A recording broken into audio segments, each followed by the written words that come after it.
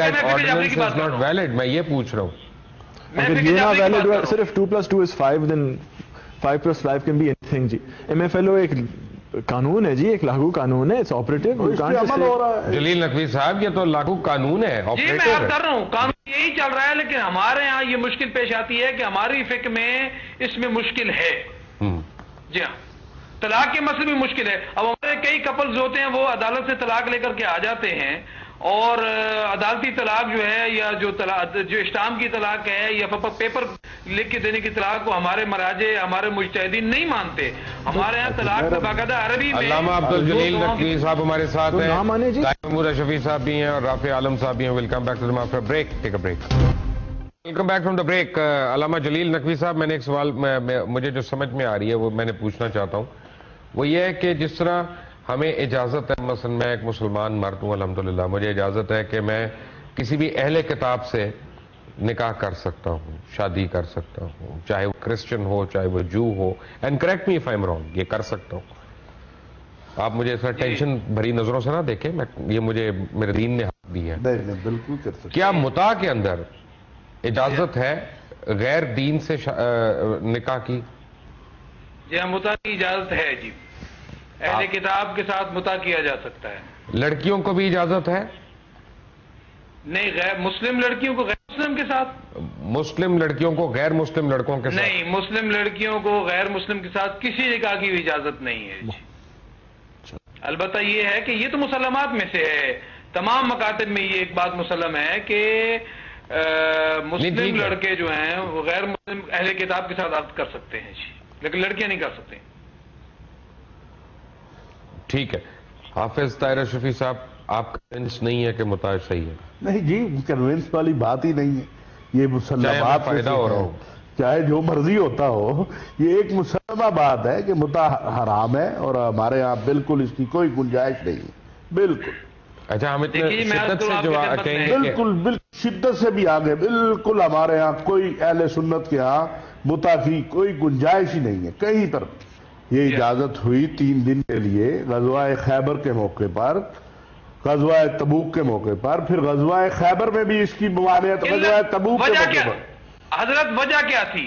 ٹھیک ہے, حرمت کا جب حکم آیا, میں ابھی آپ سے ایک سوال پوچھنا چاہتا ہوں, مجھے آپ بتائیں کہ ایک عورت چند گھنٹوں کے لیے, پہلے انہوں نے سوال کیا تو آپ ان کا جواب دیں, پھر آپ کا سوال آئے گا. بہتر ہے کہ سوال مجھے ہی کرنے دیں.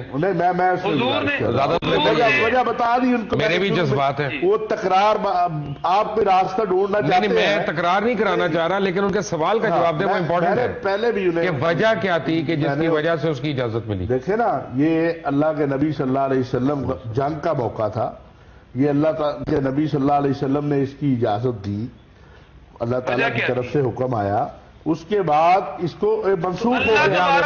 اب آپ سنیں, اللہ تبارک و تعالیٰ نے اور حضور اکرم نے اس میں اگر اتنے نعوذ باللہ من ذالک, اگر یہ اتنی بڑی برائی تھی اور اتنا بڑا علامہ صاحب, بہت سارے احکامات ایسے ہیں, بہت سارے احکامات ایسے ہیں, جیسے میں نے ابھی آپ کو کہا حرمت شراب کا معاملہ ہے, تو یہ کب آئی قرآن کی آیت جو ہے حرمت علیہ, سنیں دیکھیں نا وہ کب آئی.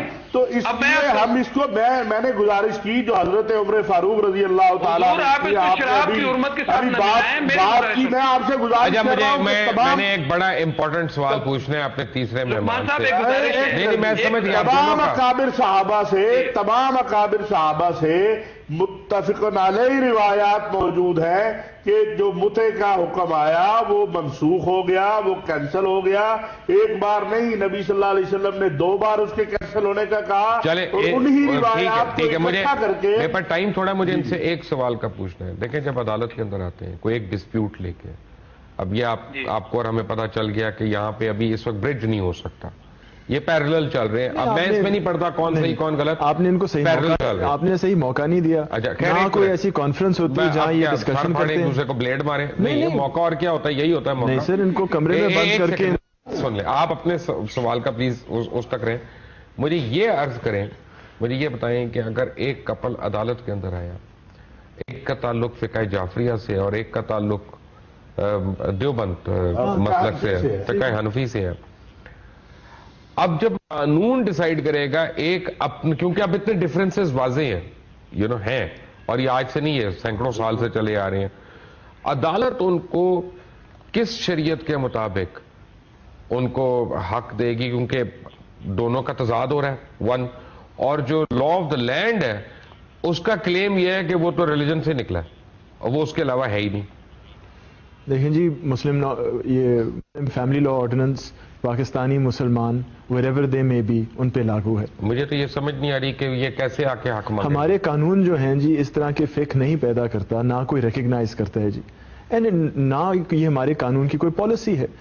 ادھر اس طرح کے فقہ یا ڈفرینسز ڈھونڈنا بالکل ناکام ہے. لیکن آپ کو پتا ہے کہ اس طرح اس نام پہ بڑی آنر کلنگز ہو رہی ہیں. میں اس لیے I am coming to that.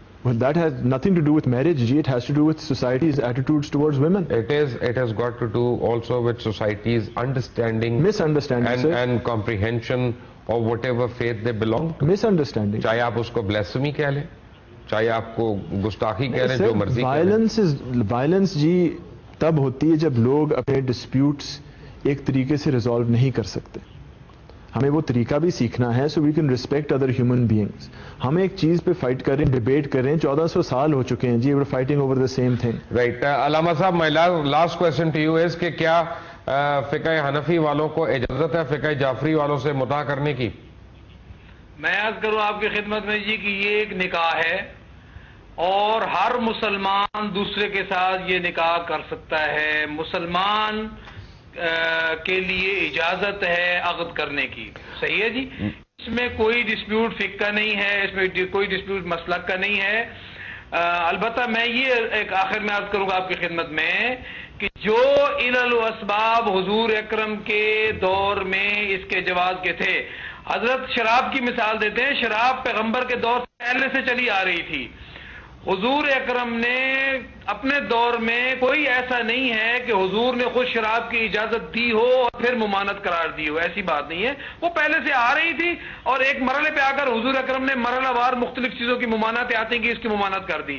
یہ نکاح وہ ہے متاع کہ جس کا حضور نے خود اجازت فرمائی، حضور نے خود حکم فرمایا، ٹھیک ہے جی، اور پھر یہ لاگو رہا. اور اس کے بعد جا کر کے جیسے ہمارے ہاں اب ہماری تحقیق ہے، میں نہیں کہتا کہ حضرت طاہر محمود اشرفی صاحب میری تحقیق سے اتفاق کریں.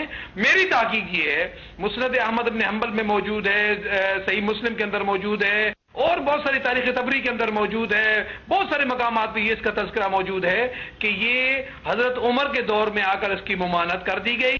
لیکن ہماری فقہ کے اندر ہمارے فقہا فرماتے ہیں کیونکہ حضور کی نص ہے لہذا یہ آج بھی قائم ہے. رائٹ.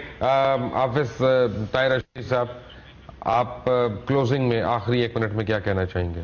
میں تو یہی کہوں گا جی کہ چونکہ اکابر اصحاب رسول صلی اللہ علیہ وسلم سے مستند ایک حدیث ہے جو متع کے جواز میں آتی ہے، جبکہ سینکڑوں احادیث ہیں جو متع کی حرمت میں موجود ہیں. لہذا متع جو ہے وہ بالکل اہل سنت والجماعت کے ہاں بالکل حرام ہے. اس کے کوئی جواز کی کوئی دلیل نہیں. رافع صاحب، آپ کو بولنے کا کم موقع ملا لیکن آپ نے بڑی ویلیوبل انپٹس ہمیں دی ہیں، and I am thankful to you for that. اور چلتے چلتے میں صرف آپ کو ایک بات بتاؤں گا جو میں نے ایک اور پروگرام میں بھی کہی کہ آرگیومنٹ کا مطلب ہوتا ہے پروگریس کرنا. آرگیومنٹ کا مطلب یہ نہیں ہوتا کہ ہم ایک دوسرے کے بال کھینچیں یا ایک دوسرے کے کپڑے پھاڑیں یا آگ بگولا ہو جائیں، بلکہ لیٹس ڈیولپ دس کلچر کہ جہاں ہمارے جو ہے نا مشکل سے مشکل ٹاپکس یا سبجیکٹس جو ہیں ان کو کہ ہم ایک دوسرے کو سمجھنے کی کوشش کریں اور پھر ان کو ریزالو کریں اس حد تک کہ where they become acceptable to all of us. اور جیسے قرآن مجید نے کہا لکم دینکم ولی دین، تمہارا دین تمہارے لیے، میرا دین میرے لیے. We can coexist and without being a problem for each other. Until tomorrow, Allah Hafiz.